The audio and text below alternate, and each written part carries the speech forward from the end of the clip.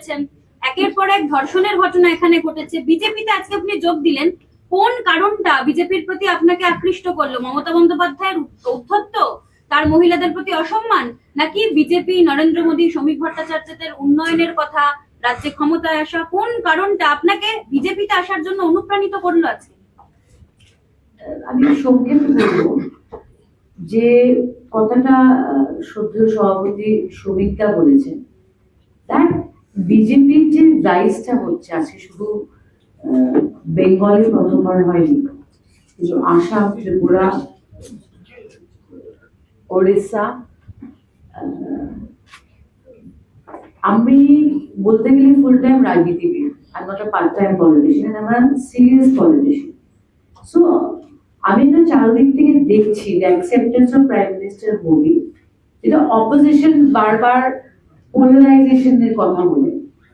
আমি আসামের থাকি, সেখানে অভিজ্ঞতা থেকে বলছি, এবং শুভেন্দু যেটা বলেছে এটা অত্যন্ত গুরুত্বপূর্ণ, যে ধরনের ইনফ্রাস্ট্রাকচার ডেভেলপমেন্ট আর ডেলিভারি, তারপরে আমি তৃণমূলের কথা বলছি। ডেলিভারি মানে কি, যে আমার ম্যানিফেস্টোতে স্কিম আছে, আমার টুইটার হ্যান্ডেলে প্রকল্প আছে, সরজমিনে গেলে কিছু নেই।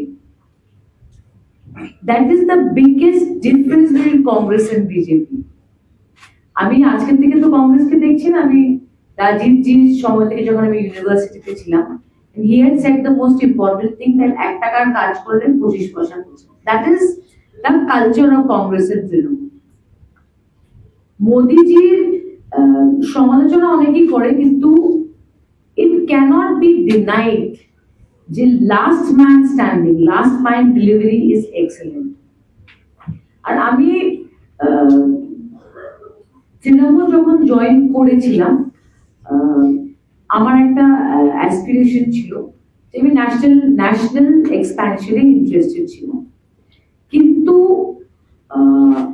আমার মনে হয় না যে ধরনের ন্যাশনাল এক্সপ্যানশন বা অ্যাসপিরেশন বা অ্যাকসেপ্টেন্স প্রাইম মিনিস্টার মোদির আছে, এরকম দ্বিতীয় কোনো নেতা আজকে এই দেশে নেই।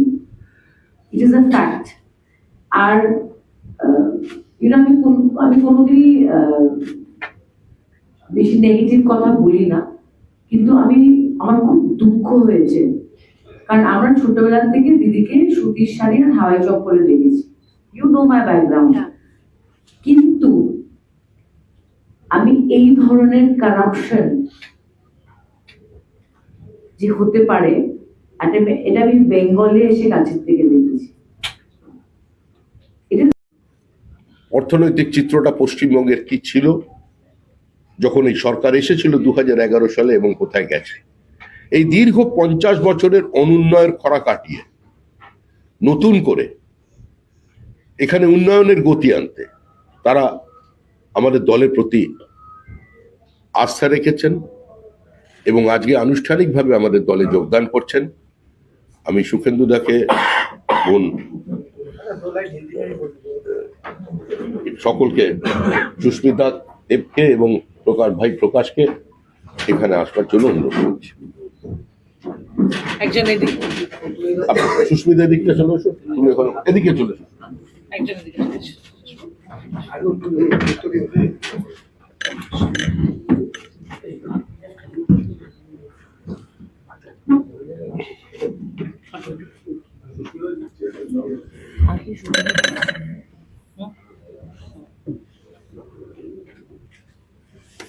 भारत माता की जय।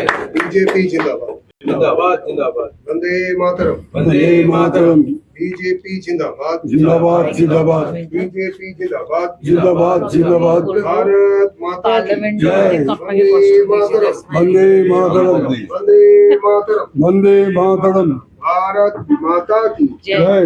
भारत माता की जय। बीजेपी जिंदाबाद जिंदाबाद जिंदाबाद।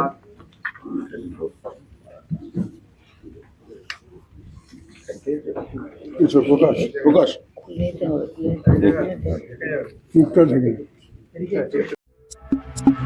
ফলো করুন তলাশ বার্তা।